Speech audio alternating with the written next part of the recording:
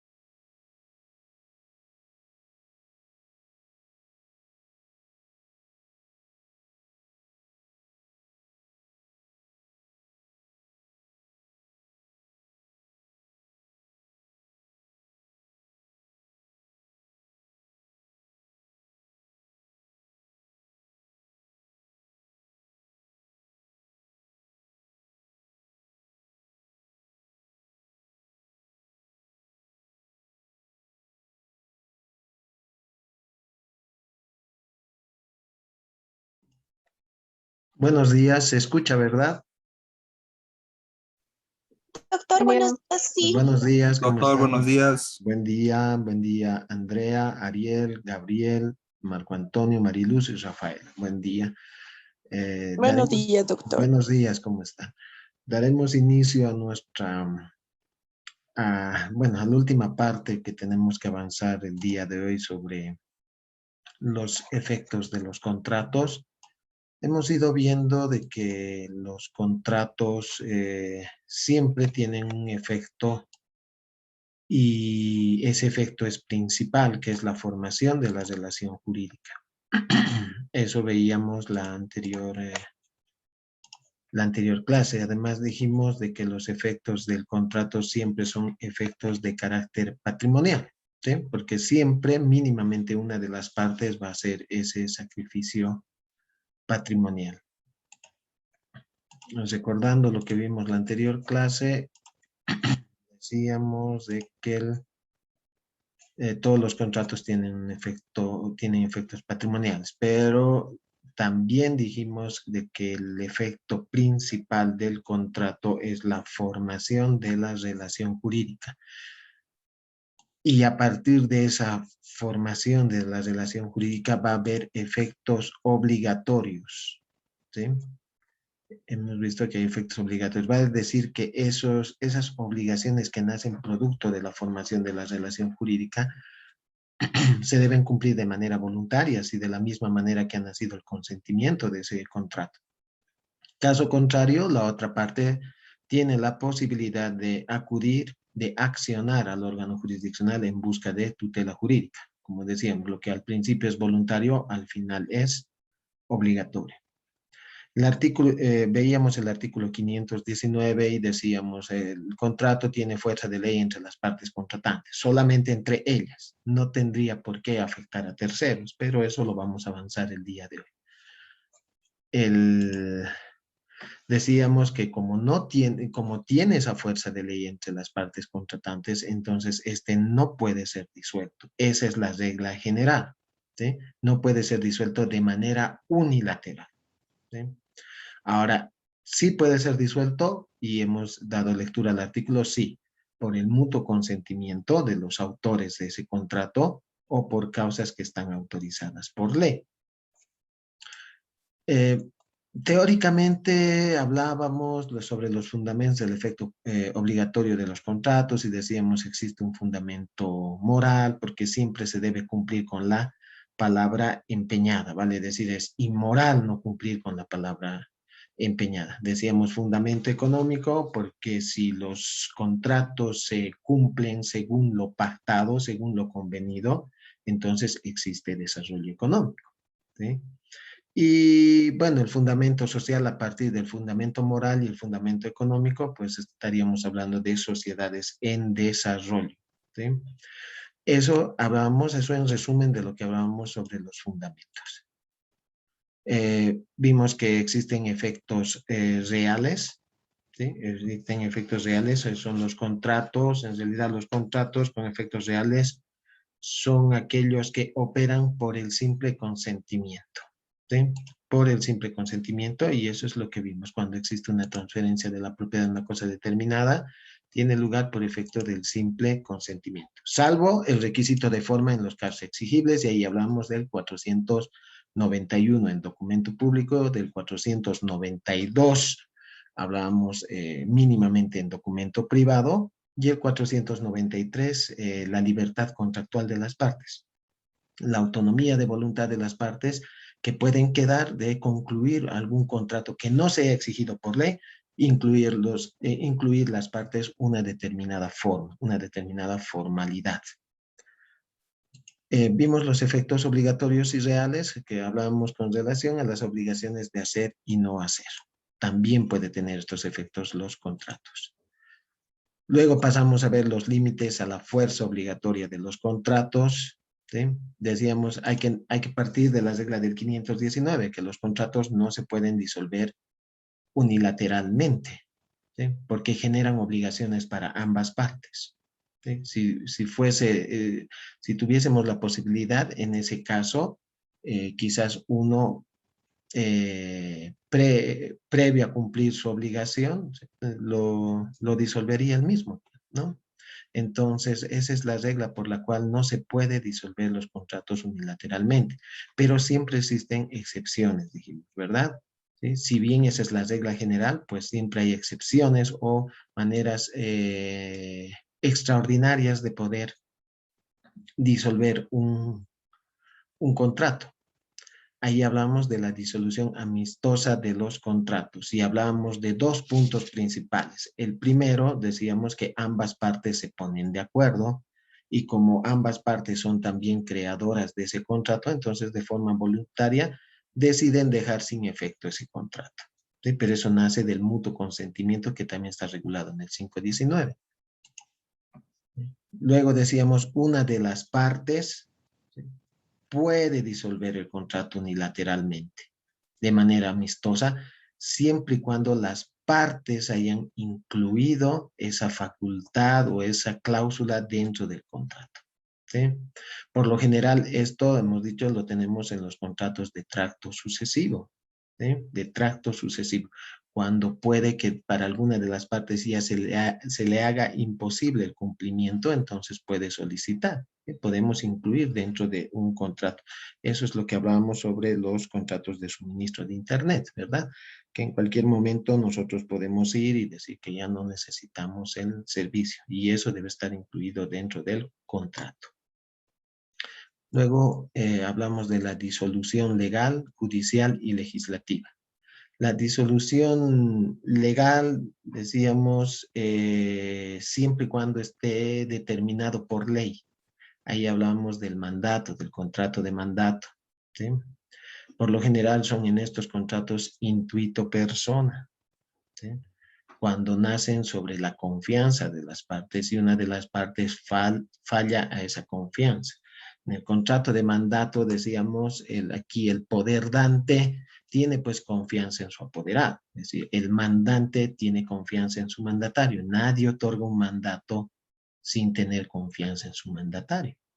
Ahora, si el mandatario rompe esa confianza, entonces el mandante, como hemos dado lectura, tiene la posibilidad de revocar, de disolver ese contrato unilateralmente en cualquier momento. Lo mismo sucede con el mandatario, ¿sí? Si el mandatario ya no puede cumplir con los actos y gestiones a las cuales se ha comprometido hacia su mandante, también tiene la posibilidad de renunciar. Esa parte lo vamos a ver cuando veamos el contrato de mandato, pero creo que ya lo hemos visto algo la anterior clase. Y saliendo de nuestra materia, nos hemos puesto el ejemplo del contrato de trabajo, ¿verdad?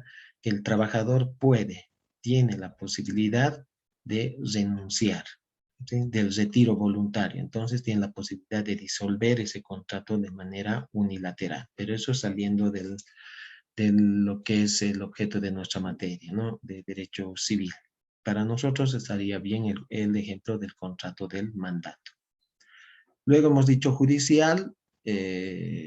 En este tipo de contratos, la disolución ya no nace de las partes, sino es una decisión de un juez. Entonces, aquí estaríamos hablando que existe ya un proceso judicial.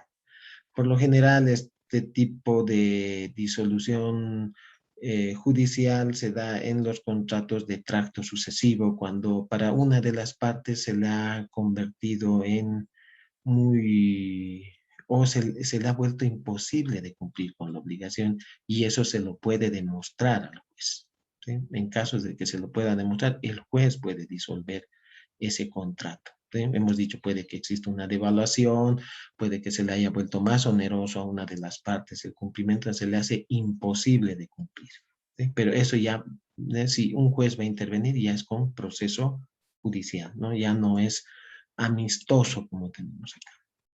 Y finalmente hablamos de la disolución del contrato legislativo, ¿sí? Este es por actuación del órgano legislativo, ¿sí? En ejercicio de la soberanía de un Estado con una ley, ¿sí? Puede disolver los contratos, puede modificarlos los contratos, ¿sí? Así se vuelva o así no estén de acuerdo las partes, es decir, no consulta con las partes. Y eso hemos visto muchas veces, que hay muchos contratos que el Estado los disuelve de manera unilateral. Obviamente después nos estarán llevando a un proceso y todo aquello, pero tiene la posibilidad, pues lo disuelve con ley. ¿Sí? Lo disuelve con ley. Eso emana de la soberanía de nuestro Estado. Puede disolver los contratos, independientemente que luego nos sigan como Estado procesos principalmente de arbitraje, procesos civiles, ¿sí? Porque quizás con esa disolución se ha causado daños y perjuicios, porque no se olviden que las partes también ejecutan ya el contrato. Entonces, en ese entendido, el Estado tiene esa posibilidad, principalmente en contratos administrativos, ¿no? Principalmente en contratos administrativos, pero tiene la posibilidad de poder disolver el contrato. Y creo que vimos hasta ahí la anterior clase, hemos dado ya un resumen de lo que hemos visto. Lo que hemos dejado para el día de hoy es la relatividad de los contratos. ¿Okay? Como partimos del artículo 519 de nuestro Código Civil, el contrato tiene de fuerza de ley entre las partes contratantes. Eso nos dice el Código Civil. Tiene fuerza de ley entre las partes contratantes, ¿sí? En ningún momento vemos acá terceros, ¿sí? Pero fíjense, el artículo 523 nos dice: los contratos no tienen efecto sino entre las partes contratantes, y no dañan ni aprovechan a un tercero. Va a decir, lo que queremos decir es que no perjudica ni beneficia a un tercero, que no sea parte de esa relación jurídica. Hemos dicho, el efecto principal de los contratos es la formación de la relación jurídica. Vendedor, comprador, mandante, mandatario, donante, beneficiario. ¿Se dan cuenta? Solamente ese es ese es el efecto principal de un contrato. Entonces no tendría por qué perjudicar ni por qué beneficiar a un tercero. Pero acá nos pone algo este artículo. Nos dice, sino en los casos previstos por ley. Entonces debe existir pues excepciones a esta regla que nos está dando el artículo, ¿sí? Porque esta es una regla que nos está. Los contratos no tienen efecto sino entre las partes contratantes y no dañan ni aprovechan a un tercero. Esto concuerda con el artículo 519 que nos dice: el contrato tiene fuerza de ley entre las partes contratantes. No tiene fuerza de ley con terceros. Pero, como les decía, aquí nos pone una excepción. ¿Sí? No cierra esta regla. Nos dice, sino en los casos previstos por ley. El artículo 524 nos dice, se presume que quien contrata lo hace para sí y para sus herederos y causavientes, a menos que lo contrario sea expresado resulte de la naturaleza del contrato. Aquí ya hace una presunción, ¿sí? ¿Cuáles son estos casos previstos por ley? ¿Sí? Se presume que quien lo contrata lo hace por sí y para sus herederos y causavientes. Entonces, vayamos a ver esto de lo que nos habla nuestro Código Civil. A ver, muchas veces los contratos, decíamos, pueden tener los efectos normales del contrato, ¿sí? Es la formación de la relación jurídica entre las partes, pero puede existir efectos reflejos, nos dice la teoría. ¿Qué significa? Que algunas veces los efectos de un contrato pueden beneficiar o pueden perjudicar a terceros que no hayan participado ni directa ni indirectamente en la formación de ese contrato. Y a esos nosotros le llamamos terceros, ¿sí? Estos terceros no han participado de la formación del contrato, no tendría por qué llegarle los efectos de los contratos. Los primeros terceros que podemos hablar son de los terceros absolutos, ¿sí? La teoría los llama estos verdaderos terceros, ¿sí? Extraños a esa relación jurídica. ¿Sí? No les beneficia ni perjudica y no les va a beneficiar ni perjudicar la suscripción de un contrato.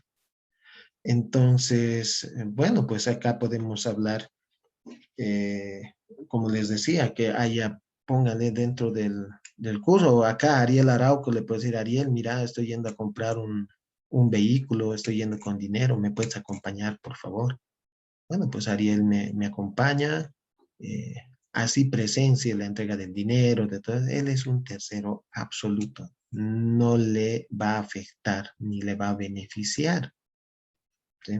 En el mismo curso decíamos, no podemos presenciar nosotros pasando clases presenciales, podemos presenciar el préstamo de dinero de 1.000 bolivianos, de Andrea Robles con Hernán Crespo, ¿sí? Pero ese contrato les afecta solamente a ellos. Les beneficia, les perjudica, o los efectos solamente se aplican a ellos. Todos los demás que estamos en el curso, por más que hayamos presenciado, somos terceros absolutos, ¿sí? No estamos, no estamos dentro de esos casos previstos por ley. Terceros absolutos, extraños, ¿sí? Entonces, a los terceros absolutos no les alcanzan los efectos de ese contrato. No los benefician ni los perjudican. Donde sí vamos a hacer hincapié es en los terceros relativos, ¿sí?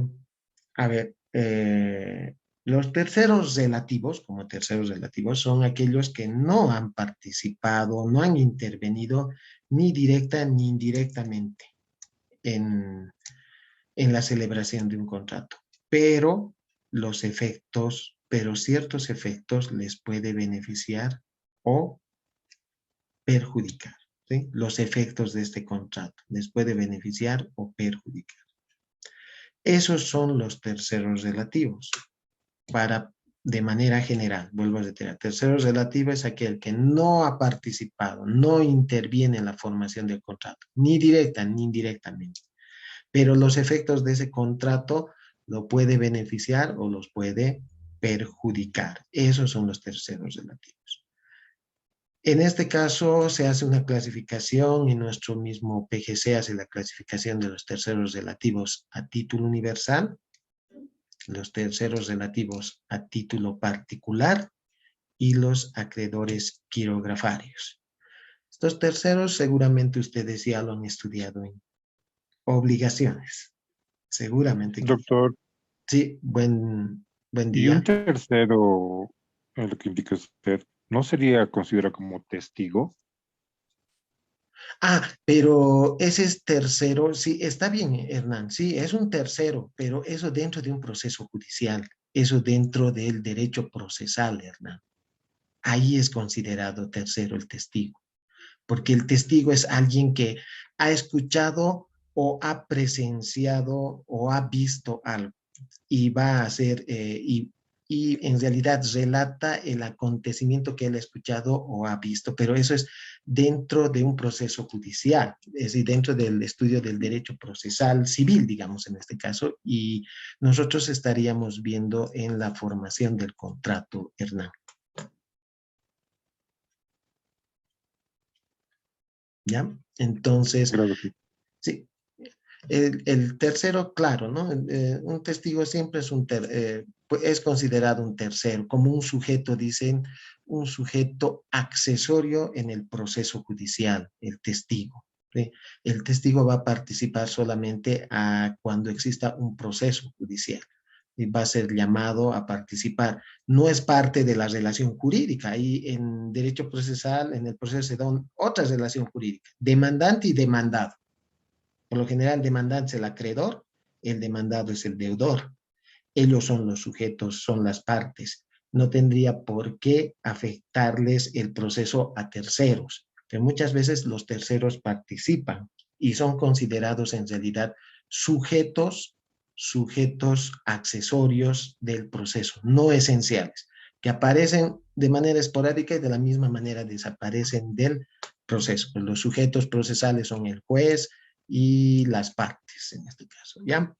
En este caso, los terceros relativos son aquellos que no han participado del contrato, ¿sí? No han participado. Entonces, los efectos por lectura del 519 y del 523 del Código Civil solamente debería afectar a quienes o con quienes debería darse sus efectos, sus consecuencias son con las partes contratantes. Pero muchas veces, ¿sí?, esos efectos se pueden reflejar, ¿sí?, en terceros, en este caso los terceros relativos, porque hemos visto que los terceros absolutos no son, ¿sí?, no les afectan ni les perjudican.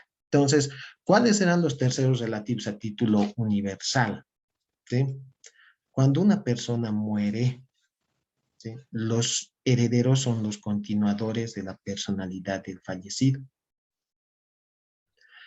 Entonces, nosotros aceptamos la herencia, ¿sí?, porque hoy en día ya es aceptación de herencia. Antes lo denominábamos como declaratoria de herederos. Me estoy declarando heredero, ¿no?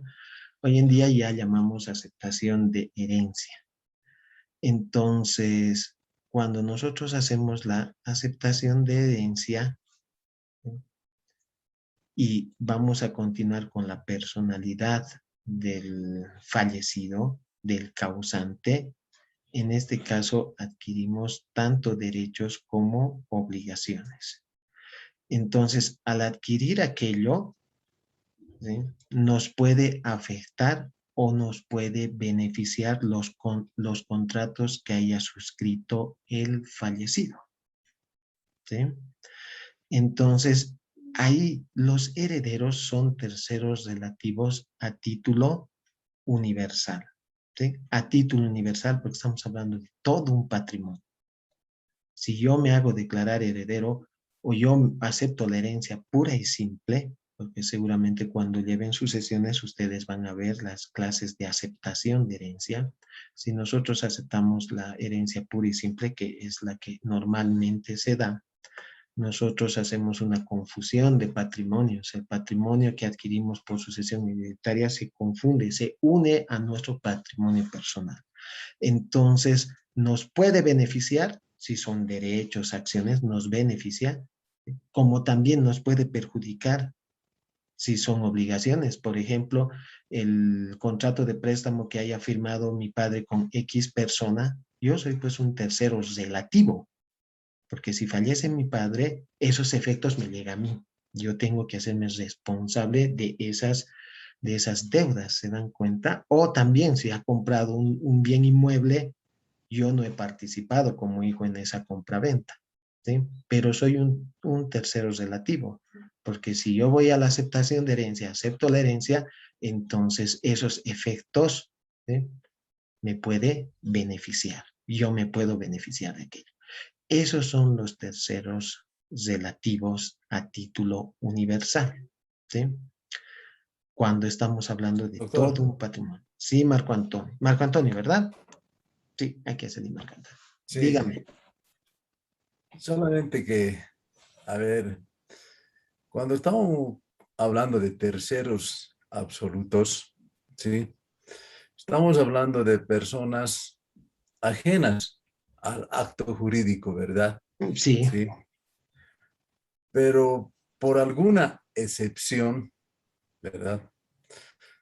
Son afectados por el mismo acto, porque son excepciones que se pueden dar, que le pueden afectar el mismo acto del contrato, puede afectar a un tercero absoluto, ¿o no es así, doctor? ¿en qué caso? A ver, por un ejemplo, si no forma parte del contrato, ¿en qué le puede afectar? Digamos a usted que me acompaña a comprar una movilidad y yo soy quien suscribe, quien otorga mi consentimiento con otra persona, no usted. ¿En qué le puede afectar aquello, por ejemplo? ¿En qué sentido le puede afectar? A ver, desde mi punto de vista, que me imagino, hablando jurídicamente, ahí justamente entra lo que puede ser el testigo. ¿Por qué le digo? Porque en caso que se produzca por esa venta que usted dice algún problema, ¿entiende? Se Ujú, vaya a una demanda jurídica, entonces usted va a entrar de hecho, pues, ujú, porque estaba presente en el acto, sí, pero ¿no ve? sí, claro, pero dentro del proceso. A ver, si usted está como testigo de un divorcio, ¿le afectaría el divorcio a No, no, usted? no, no. ¿No Pero ve? digamos, una vez que usted basta que se presente a estrados judiciales, cualquier persona, ya sea como afectado o como testigo, ya tiene un efecto jurídico, pues, doctor. Ah, claro, Por eso eso es, muchas veces claro, las personas evitan incluso de presenciar un acto para no estar claro, en la situación de testigos, porque es comprometedor también el ser claro que sí. testigo. Sí, Marco Antonio, le entiendo. Eso es lo que hablábamos con Hernán. Es decir, el testigo aparece cuando hay proceso judicial, cuando hay un litigio, ¿verdad? Ahí aparece el testigo. Cuando ya no hay cumplimiento de una obligación, ahí aparece el testigo. El testigo dirá, sí, he presenciado lo que le ha cancelado, o ya, bueno, veamos en cuál fuese el caso específico. Pero al testigo no le afectaría las consecuencias de un contrato al tercero absoluto, porque el testigo sería un tercero absoluto, alguien que le ha acompañado. ¿En qué le puede afectar el contrato, estoy diciendo? Porque otra cosa es cuando ya entremos en litigio con ese contrato. Ahí ya quizás pueda aparecer el testigo, pero el contrato como tal, por ejemplo, si no pasa nada, si hay devolución del préstamo de dinero, no le afecta ni beneficia en nada, ¿verdad, Marco Antonio? Quizás ahí un poquito. Claro que ¿sí? El testigo va a ir, por eso usted dice, ya no quieren presenciar, porque lo pueden llevar a estados judiciales, todo eso, pero eso ya es cuando estamos en un proceso. Nosotros en derecho civil estamos avanzando la parte sustantiva, no avanza, o la parte material, no avanzamos la parte procesal. Y usted tiene razón, pues muchas veces no quieren porque me pueden llamar y me pueden, claro, no puede tener efectos. Por eso les decía que cuando ya existe un proceso judicial, sí se puede, sí, ¿no? Ahí aparece la figura del testigo. Mientras tanto, no. Si ya las partes cumplen voluntariamente con su palabra empeñada, entonces el testigo no le afecta, no le beneficia, no le perjudica en nada, ¿sí? Pero, como usted dice, en un proceso judicial, claro que le puede perjudicar, porque puede ser llamado en todo momento, en cualquier momento a testigo, y no solamente en el ámbito civil, en el ámbito penal, familiar, en todo ámbito, Marco Antonio. Sí, Tal vez, por eso está bien, doctor, lo que usted te indica, pero también por eso dice este término, excepciones, ¿no? Son sí, excepciones como se pueden presentar o no, particulares, por ya, decirle, ¿verdad? Por eso habla de excepciones. Y que se puede llegar a lo que estamos justamente, a lo que yo le dije, o no se sí, puede llegar. Entonces, en ese caso, si no se llega, como bien dice usted, no es afectado, pues. Pero si no. llega a un extremo, es afectado. es afectado, pero dentro del proceso ya, del derecho Claro. procesal, dentro del proceso, ahí, no del contrato propiamente dicho, porque no es parte del contrato. Está bien, doctor, gracias. Ya, a usted, no, más bien muchas gracias, así tal vez no he sido muy claro con Hernán también, o no hemos aclarado bien, pero muchas gracias, Marco Antonio, Hernán. Entonces, el testigo, claro, pues no puede ser afectado, como dicen sus compañeros, pero ya dentro de un proceso judicial, no así como efectos del contrato propiamente dicho que le alcancen, ¿no? Entonces, los terceros relativos a título universal, cuando hablamos de todo un patrimonio. Luego tenemos a los terceros relativos a título particular. A ver, significa que ciertos actos que realiza una persona se transfiere a otra, pero en este caso tiene que ser inter vivos. Aquí es mortis causa, ¿sí? Cuando fallece alguien, pero aquí es inter vivos, ¿sí? Entonces, y tiene que ser, como su nombre dice, a título particular de un determinado bien, ¿sí? De un determinado bien. Entonces, ya no estamos hablando de todo un patrimonio como en el universal. Y además no es a causa de mortis, de la muerte de una de las partes, sino acá estamos hablando intervivos. Por ejemplo, ¿en qué caso puede perjudicar o beneficiar un contrato a un tercero? El inquilinato, por ejemplo. El contrato de arrendamiento de fondos destinados a vivienda.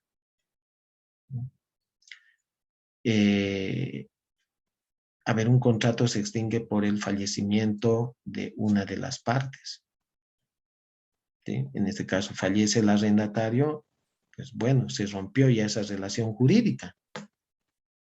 ¿Cómo me puede afectar a mí como hijo, por ejemplo, menor de edad? ¿Me puede afectar o me puede beneficiar? Esto sucede, por ejemplo, en este tipo de contrato. El contrato de arrendamiento de fondos destinados a vivienda es uno de los contratos muy especiales porque son difíciles de extinguirlos, este tipo de contratos. El 720, modos de extinción. El arrendamiento de fondos urbanos destinados a vivienda se extingue. 2, por muerte del arrendatario. Ahí estaría claro, ¿sí?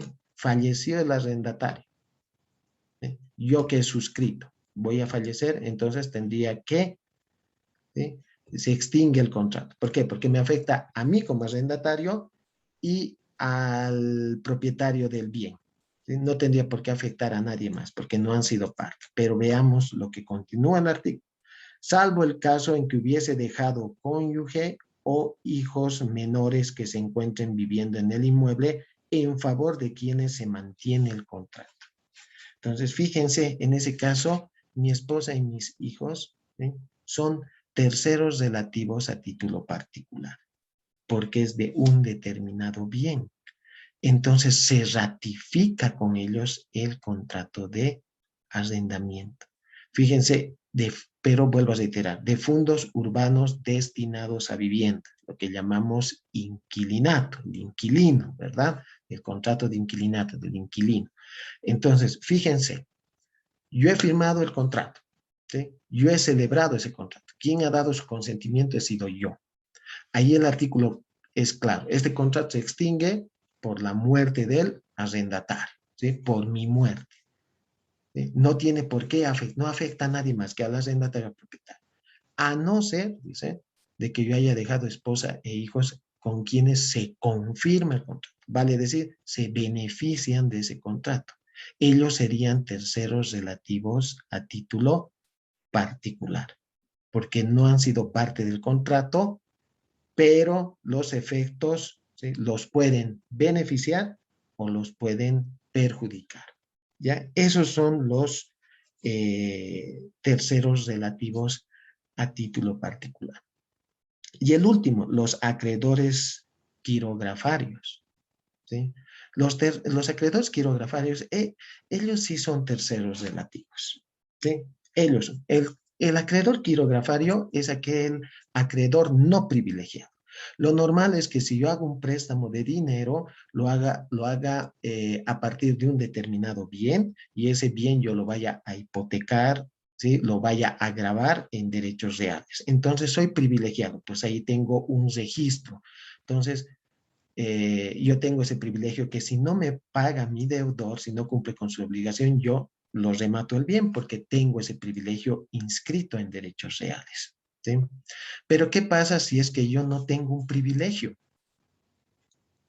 ¿Sí? No tengo un privilegio, presto dinero y la garantía de mi deudor es todos sus bienes habidos, ¿sí? Y por haber sus bienes presentes y futuros. 1335 del Código Civil. 1335, ya nos va a ganar el tiempo. 1335. Derecho de garantía general de los acreedores. Todos los bienes muebles e inmuebles presentes y futuros del deudor que sea obligado personalmente constituyen la garantía común de sus acreedores. ¿Se dan cuenta? Todos esos bienes, todos los bienes del deudor es la garantía de quién? Del acreedor quirografario. No hay un privilegio, no tenemos ahí un bien específico. Entonces, todo lo que haga mi deudor o me perjudica o me beneficia. Si vende una de sus casas, me está perjudicando.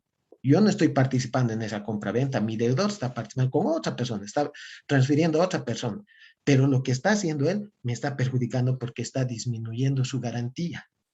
Ahora, si mi acreedor o si mi deudor compra un bien, me está beneficiando. Entonces, los acreedores quirografarios también son terceros, ¿sí? En este caso, relativos, porque todo lo que haga su deudor o le beneficia o le perjudica, y él no participa de ese tipo de esos contratos. Llamaré primero la lista, por favor, de control de asistencia y después si hay una consulta, tenemos tiempito todavía. Víctor Aliaga.